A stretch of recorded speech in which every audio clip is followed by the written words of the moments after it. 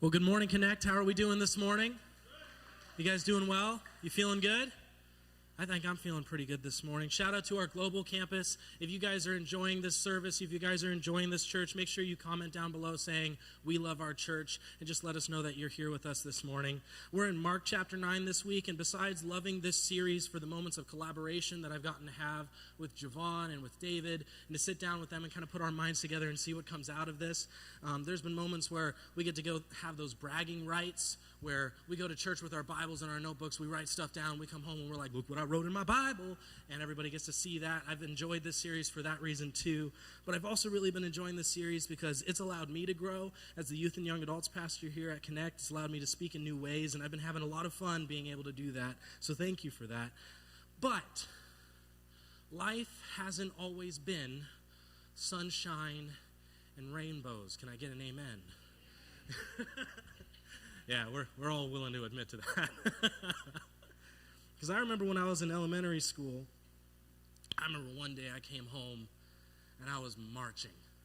It's funny because I went to school at a little charter school in Phoenix, and I lived in Chandler, so there's a 30-minute drive home, and I was silent the whole drive. We were jamming to some music. My dad loved listening to, like, wind chime music, which was very strange, but the entire time home, we're just like, ching, da, da, da, like, just going to all this, like, wind chime. Literally, it was just chimes.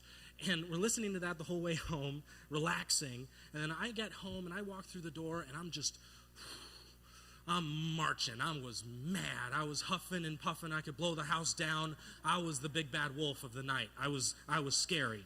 And my dad looked at me and he goes, Davey, what is your deal? We just spent this whole relaxing car drive listening to wind chimes, and now we're walking through the door and you're just huffing and puffing and mad. And I was like, yeah, I'm mad. And in my my second grade voice, because I was just this little second grader, I was like, you know what? I'm just gonna let you hear it. I'm gonna tell you about my day. And I let out the most amazing proclamation I could have ever let out at that moment. My dad was so proud of me. I said, Dad,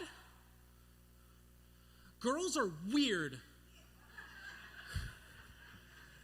Can I get an amen? And my dad asked me, he said, well, why are girls weird? I've been trying to teach you this your whole life. You finally come to the conclusion, but why now do you agree? And he asked me that, and I said, well, Dad, I just had the most weird day, and I got to tell you about it, because when I was in second grade, I had this crush, and her name was Alexa, and Alexa was perfect. She was my first crush I ever had, and, like, absolutely perfect. It was meant to be. It didn't, but it was meant to be. We just had too many things in common. She liked Disney. I liked Disney. We both went to the same school. We were both in second grade. She had hair, I had hair. We just had too many things in common. Except Alexa didn't like me. Maybe it was because I asked her out every single day that year, but I didn't know how to do that, so it was more just me bumbling through the words of just like, candy, you want to hang out? And she would just be getting more and more and more annoyed with me. And I remember one day, we get dismissed for recess. We go outside, and there's this giant jungle gym out in the playground, and they have this kind of a steering wheel. So a lot of times they would pretend they'd play pirates, and she was up there, and she was the pirate captain. And I showed up late to recess because I was a bad kid and had lunch detention.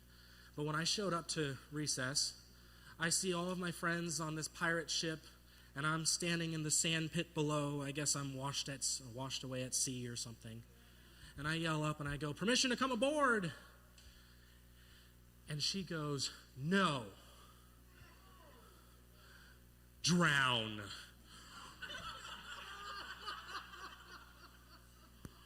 What? Alexa. And then I ask her, why do you want me to drown? And she goes, because, and this is where the argument started. Because if you drown, you'll go to hell. Whoa. And now I'm just this confused kid that's like, okay, 1, she knows what hell is. 2, she wants me to go there. 3, I don't know why. And so I yell up, if I go, where do you go? And she goes, I'm going to heaven because I'm a Christian. And I go, oh my gosh, she's a Christian too. We have another thing in common. I can't wait to tell her, don't screw this up, don't screw this up, don't screw this up. Okay, don't drown, hold your breath. And I start swimming. And I look up and I go, Captain, I'm a Christian too. And she goes, yeah, but you're one of those bad Christians. I'm a good Christian. I go to heaven, you go to hell. And I'm like, what?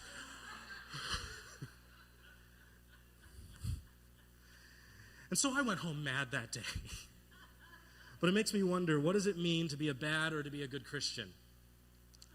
I mean, I'm sure we can now make up our own minds about it. I would hope that I could now make up my mind about what is bad, what is good about being a Christian, what are the things we ought to do and all that. And maybe, just maybe, I could win an argument with a 7th or a 2nd grade girl about this topic. But what does it mean to be exceedingly good? What does it mean to be a great Christian? Obviously, bad Christians, good Christians, hell, heaven, all that, whatever. When we talk about what does it mean to be a good Christian, what does it mean to be a great Christian, this is a very different kind of argument. And Mark chapter 9 seems to answer that question in a really great way. There's a moment where Jesus reveals to some of his closest disciples, some that were considered the inner circle, 3 of these guys, they go up on this mountain with him, and he's transfigured before them. And in that transfiguration, Jesus shows them his true glory and his form, and they're like, oh my gosh, he's God. And he's like, duh. And then after that moment, there's this brief time where he actually heals a little boy who's possessed by an evil spirit.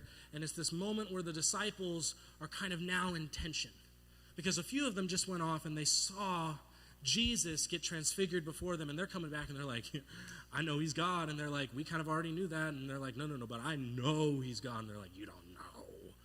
And they're having this argument, and then down the road a little ways, they come across this little boy, and he's possessed, and they're all trying to get rid of this demon, and none of them can do it. And then Jesus shows up and does it, and they're like, this is a different kind, you got to pray it. And they're like, what? But we just hung out with you, we're super close, we're doing really good things, and then we don't really have success with this, but you come in and help us out, okay? And now there's this tension that's built, because the disciples, there's kind of a divide. There's the 3 that just went off and they just had this moment with Jesus, and they're like, yeah, we know he's God for sure. And then they have the rest of them that just couldn't get this demon out of this little boy, and Jesus shows up and is like, bam. And now they're like, okay, what is good, what is bad? And they start arguing about it. And it brings us to verse 30 in Mark chapter 9, where it says, they left that place and passed through Galilee. Jesus did not want anyone to know where they were, because he was teaching his disciples. And he said to them, the Son of Man is going to be delivered into the hands of men. They will kill him, and after 3 days he will rise. Now, this is the fun part. They did not understand what he meant, and they were afraid to ask him about it. They just saw him transfigured before them, and he is God. They just saw him get rid of a demon from this little boy that they didn't know how to do that. They just saw him do these amazing things, and then when he starts teaching them and going, no, I'm going to die, and then I'm going to come back from the dead, they just didn't get it, and they were afraid to ask because they didn't want to sound dumb. And now you get to the moment of tension, because we have a few that got to see him transfigured, the rest did not get to see that. And so there's a few of them that are really feeling all high and mighty. But all of them tried to do this demon thing, and they couldn't do it. And Jesus shows up and has to help them out. And so now they're all feeling a little low. And now Jesus just teaches them about his death. This is the 2nd time that he's taught them this, by the way. And for the 2nd time, they didn't get it. And they don't want to ask him about it because I don't want to sound dumb. And then they start to bicker. And then they start to argue. And we get to verse 33. They came to Capernaum when he was in the house, and he asked them, what were you arguing about on the road? Now, this is fun, because if they're all traveling together, it's funny to think that the disciples are trying to pretend that Jesus can't hear them if he's leading them to somewhere, and they're just all bickering behind on the road, and it's like, and Jesus is walking a little bit ahead, and he's like, what are you saying? What is going on back there? Now they get to this house, and Jesus decides, I'm going to ask you what's going on. What are you arguing about? But they kept quiet, because on the way, they had argued about who was the greatest. Can you imagine being a disciple of Jesus, walking with Jesus everywhere you go, and you just want to be the best disciple? Like you're the teacher's pet. You're walking behind Jesus. You got the apple in your hand, and you're like, here you go, Jesus. This is for you. Can I see your next transfiguration, please? And there's this moment where they're all arguing about who is the best disciple, who is the greatest disciple. Well, I got to see him transfigured. Well, when he healed the demon from the little boy, he put his hand on my shoulder when he did that, so obviously he likes me more than you.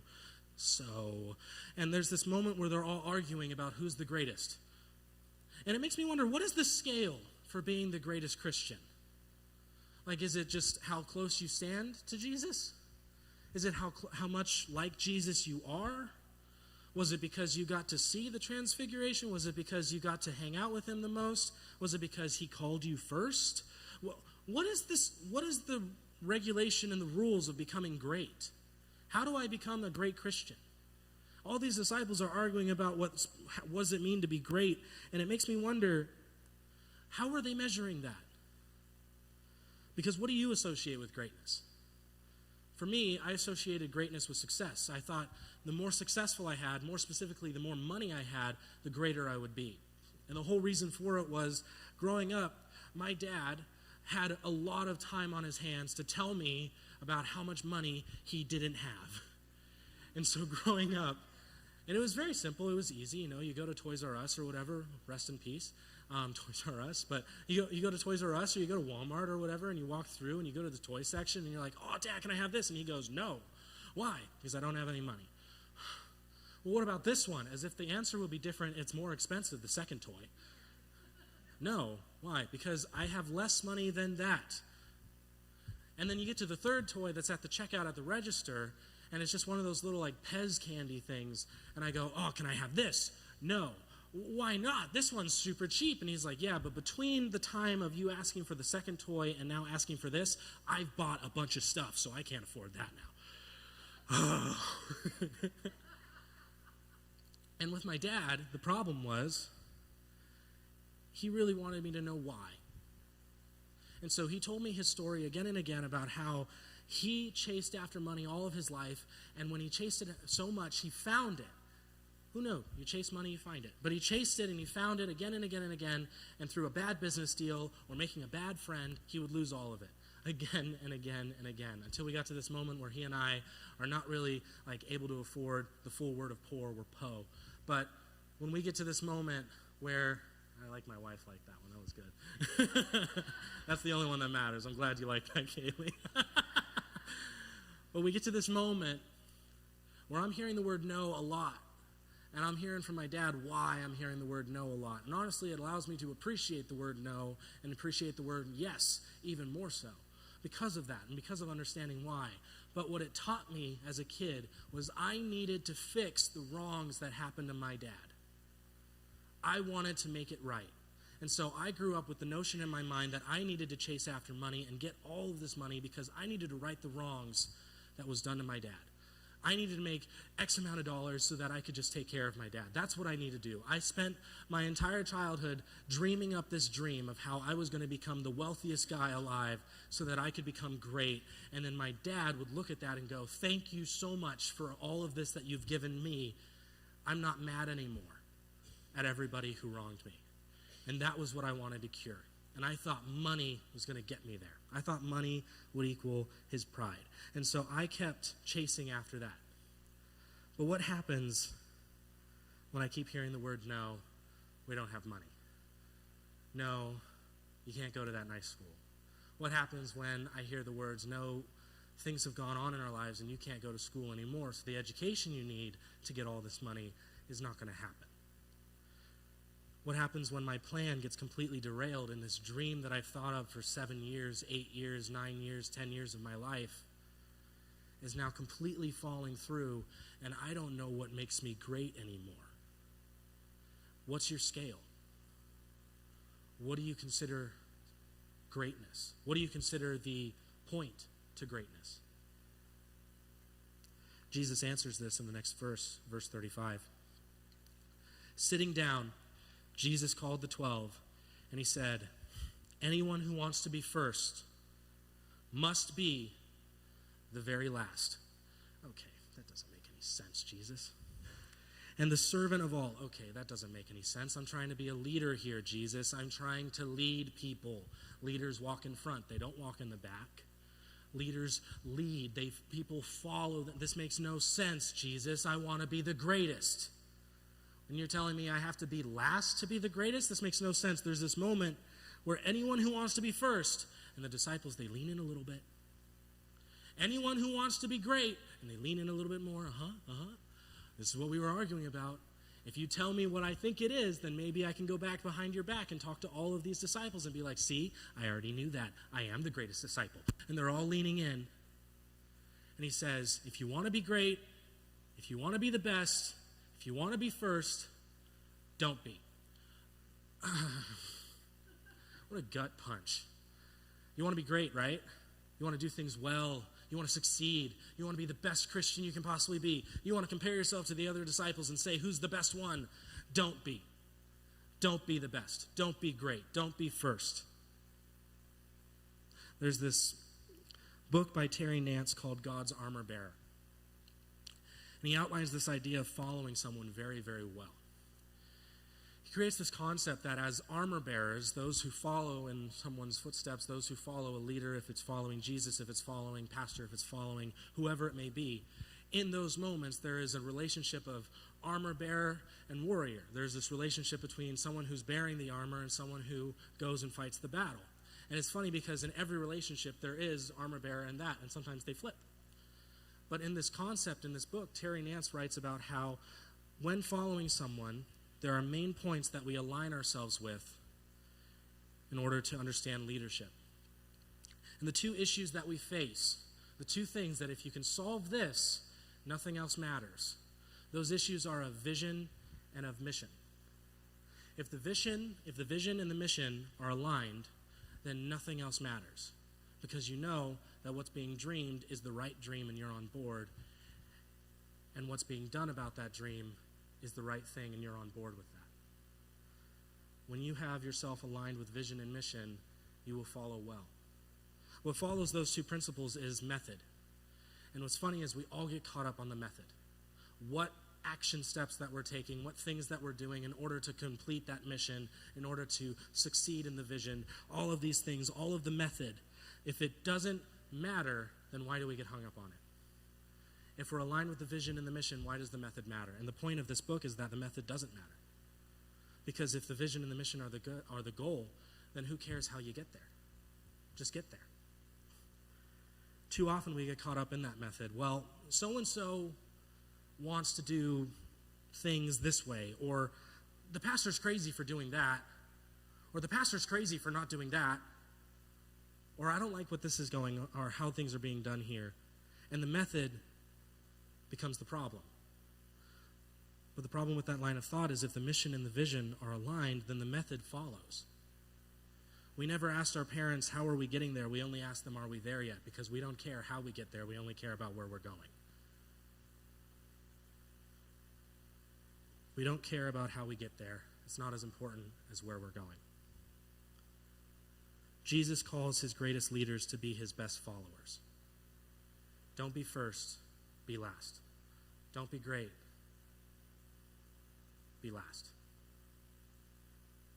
If you're to be great, then you can't be greater than who? Now you get to this moment where Jesus just said, if you want to be great, don't be. If you want to be first, be last. But now the disciples are in this confusion mode because if you want me to be great, cool. You're saying not to be. What's the scale, Jesus? How do I measure it? Tell me who I'm supposed to be greater than, and then tell me who I'm not supposed to be greater than. Because there's got to be someone out there that I'm better than, right? And we get to this moment where Jesus is describing greatness as it's not the goal. But he answers them with who anyways. Verse 36. Now keep in mind, Jesus took his disciples into someone's home because he wanted to teach them about his death for the second time. He wanted to have privacy with them. So the only other people in the home would have been the family living in the home. And so Jesus reaches to one of the children that are living in this home, and he says, he took the little child whom he placed among them, taking the child in his arms, embracing this kid, he said to them, whoever welcomes one of these little children in my name welcomes me, and whoever welcomes me does not welcome me, but the one who sent me. Don't be greater than this kid. Because in that home, the disciples would have ignored that child the entire time. They're allowing us to stay in this home, whatever, we're their guests, whatever, we're the disciples. Big whoop. This kid is insignificant. This kid doesn't matter. And Jesus takes this kid in his arms and says, this kid matters. He's so significant that you should consider yourself less than him. Don't be greater than the insignificant, or rather, those you deem to be insignificant. If you think about it, when all the disciples are arguing about who's greater, they each have their own scale. If my scale's money, yours could be fame. If my scale's intelligence, yours could be look. If my scale's health, yours could be maturity. And then you would think then that the insignificant are the poor, or the average layperson, or anyone you'd assume is dumber than you, or the ugly, or the sick, or the young, whoever doesn't know any better. You would consider them insignificant. And so Jesus says, those you deem insignificant, those are the ones you serve. Because you cannot allow yourself to be greater than them. Jesus is removing the scale entirely and saying that anyone you think is less than you is who you need to consider not your equal, but worthy of serving. This leads to the first truth about being a great Christian. There's these three fundamental truths about being a great Christian in this passage. The first truth is this: it's not about you. I want to be great, cool, serve other people. It's not about you. I want to be the best, though. Great. You can be the best by not caring about who's the best and serve other people. I want to be first. That's awesome. Serve the most people. You'll probably be first for that. That's what you should be going for. Get rid of the scale and stop measuring your success. Instead, start measuring, how am I serving? How am I serving those around me? How am I becoming less? Well, what about those guys? And there's this moment where John tries to shift the blame.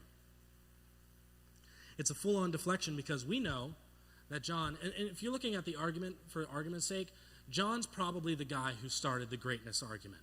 John's probably the guy who was like, I was at the Transfiguration. We don't even call it that yet, but I'm going to coin the phrase, and it's going to be cool. I could have got that demon out of that boy. I just didn't do it because I wanted Jesus to shine. You guys suck.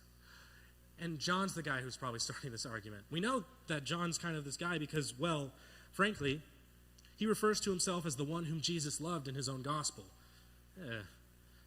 He also is the guy, when he and Peter ran to the empty tomb, he likes to take note that John got there first, as if it was a race. If anyone's feeling the heat from Jesus' teaching about if you want to be great, don't be, it's going to be John. And we have this moment where he deflects in verse 38. Teacher, said John, we saw someone driving out demons in your name, and we told them to stop because he was not one of us. Yeah, go yell at them.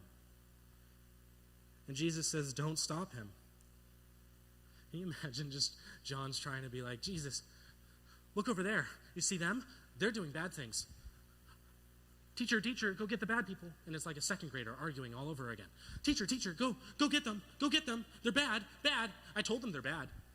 I told them they wouldn't listen. And Jesus goes, don't stop them. They're not bad. Oh.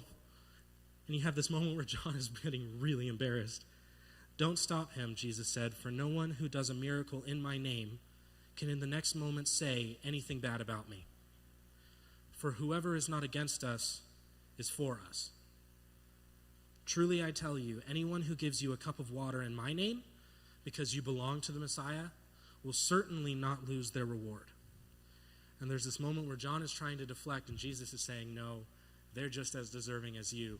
You think that the kid is insignificant, and so you point fingers at someone else and what they're doing, but they're also the person that you should serve.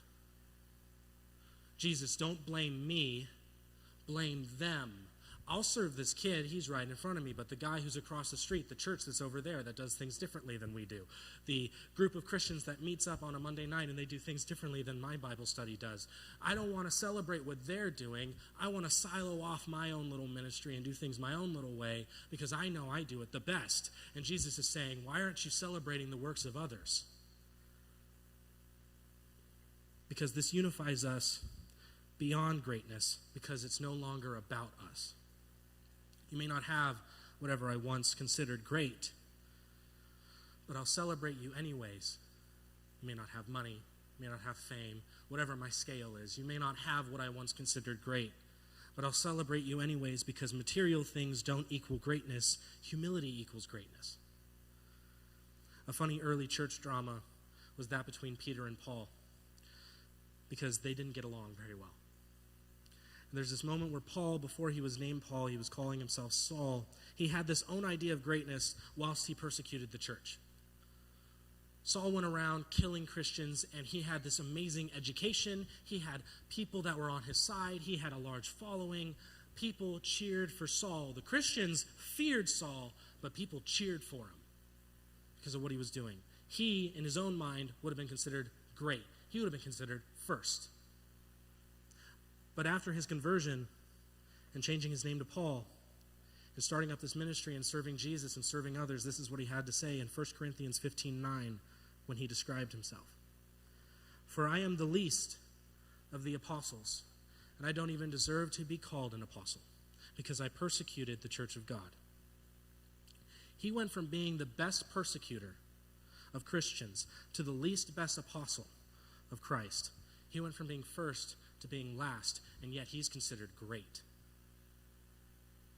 Peter, he denied Christ, and he wasn't referred to as a disciple after Jesus was resurrected. He said, go get my disciples and Peter. Yet in Acts, he founded the church. He fulfilled the promise that Jesus made to him in Matthew 16:8, where he says, on this rock I will build my church. He went from being an uneducated fisherman, which means in school to become a rabbi or to know anything about his faith in Judaism, everything that he would have studied. Either he was illiterate, or he just didn't know well, or he didn't learn well, whatever it was, they would have considered him dumb and kicked him to the curb, or at the very least, he would have approached a rabbi, said, I finished all of my training, and now I want to follow you, and that rabbi would have said, you're not good enough, don't follow me, which is why he chases after Jesus the moment he says, follow me. Uneducated fisherman, flunked out of school, denied Jesus the eve of his arrest, becomes the founder of the church, last to first. And he's considered great. The second truth about being a great Christian is this: celebrate the victories of others. You might think that we could get caught up in a blame game, and we could say, this ministry is doing that, or that ministry is doing this, or my family's doing this on this day, but I really like doing what I'm doing, or my friends are going off and they're doing these things, or that other church over there, they teach the Bible this way, and I don't like how they do that. Or I saw this guy when I was driving down the road, and he was screaming Bible verses in the corner of this street, and I was thinking, man, I would never do that. That can't be good. Celebrate the victories of others, because everyone's a part of the body of Christ.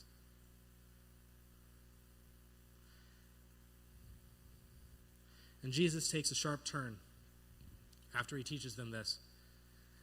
He kind of just veers off to the right, and he starts talking about cutting up limbs. And this gets really gruesome.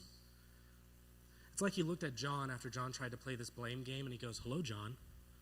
I want to play a game. Okay, I know what movies you watch. Bad Christians. No. Starts in verse 42. It says this: if anyone causes one of these little ones, still holding this kid in his arms, those who believe in me to stumble, it would be better for them if a large millstone were hung around their neck and they were thrown into the sea. Again, permission to come aboard, Captain. You're throwing me into the sea because I'm causing someone who I deemed insignificant to stumble because I'm playing this blame game, or because I think I'm better than they are, and so I don't want to help them out. I don't want to serve them. I don't want to help out this person. I don't want to care about someone I consider insignificant. I don't want to care about someone who I think is not as great as I am. I don't want to care about someone who I don't consider my equal. And Jesus says, if you cause them to stumble, it'll be better for you to be thrown into the sea with a millstone around your neck. Pretty gruesome. Then he says, if your hand causes you to stumble, cut it off. It's better for you to enter life maimed than with 2 hands to go to hell where the fire never goes out.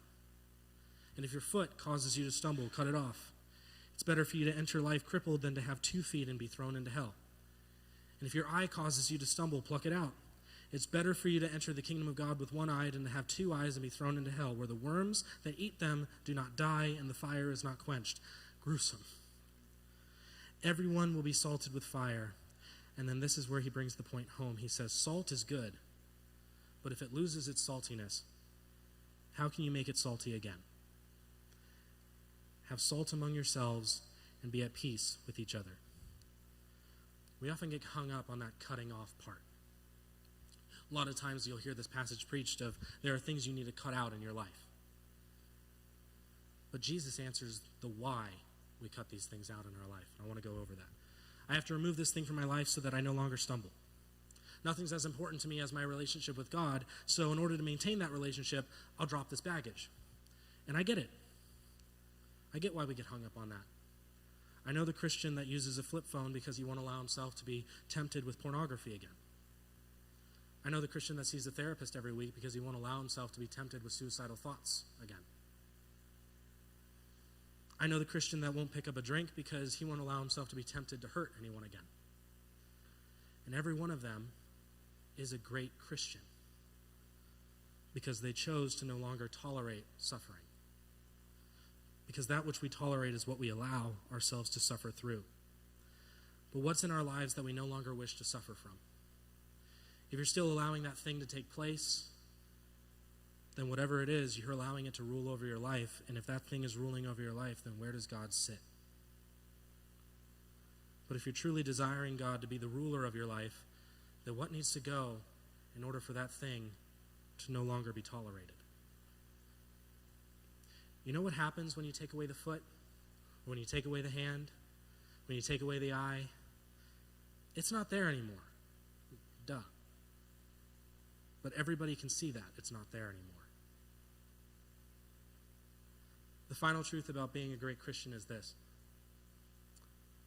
Honesty and vulnerability go hand in hand. You know the fundamental truth behind this message, where Jesus speaks of spiritual things in a physical way? You can't pretend your hand is there when it's not. Everybody can see that your hand is not there.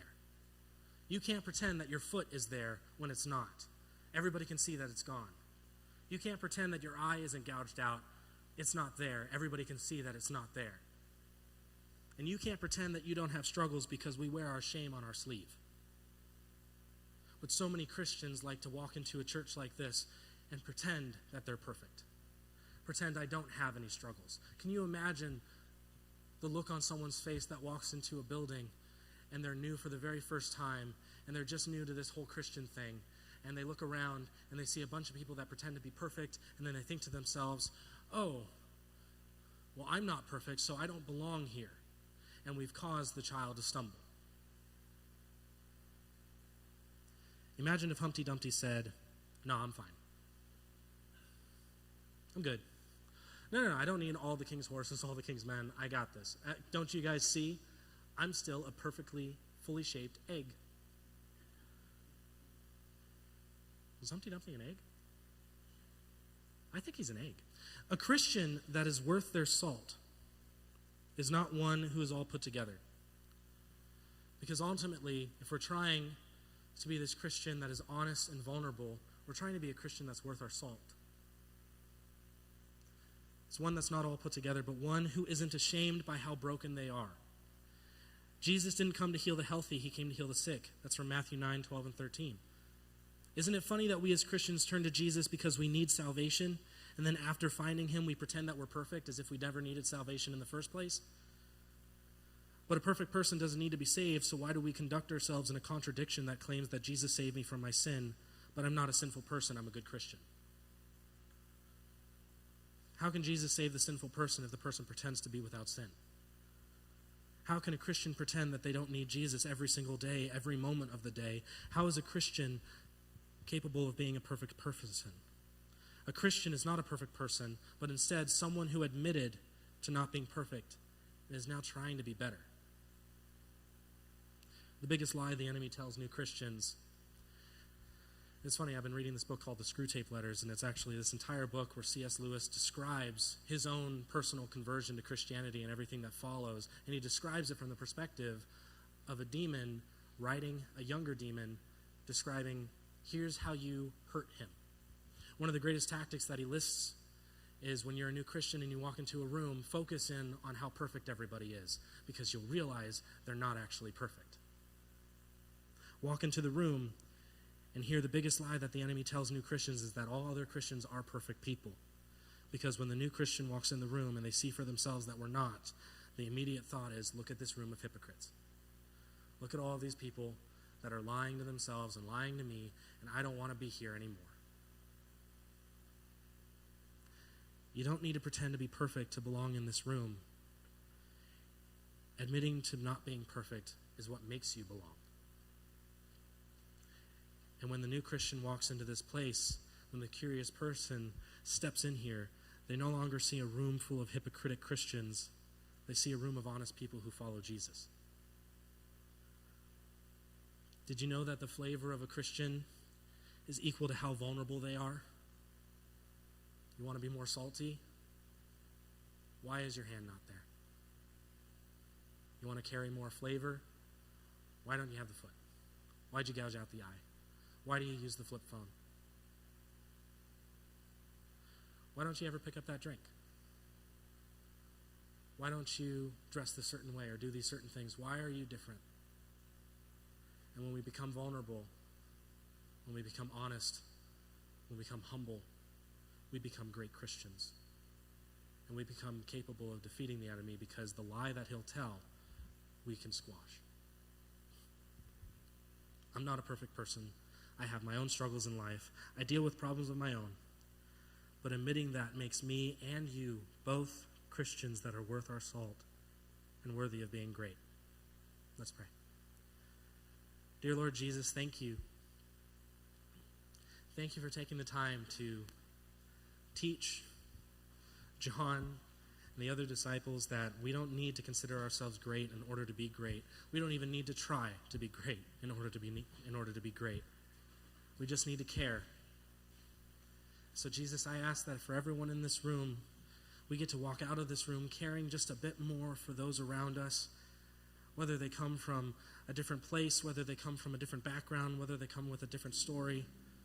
I just pray that they step out into this next morning, into this next day, and you are there guiding them, saying, hey, if you want to be first, be last. If you want to be great, care about those that you don't consider great. If you want to be humble, then be vulnerable. And if you see someone out there doing the same thing, don't be jealous. Celebrate them, because they can be great too. Jesus, thank you for telling us what it means to be great and allowing us the privilege of growing closer to you, whether we're good, whether we're bad. We can always strive for greatness by just caring a little bit more. Jesus, this we pray in your name. Amen. Will you stand and worship with us?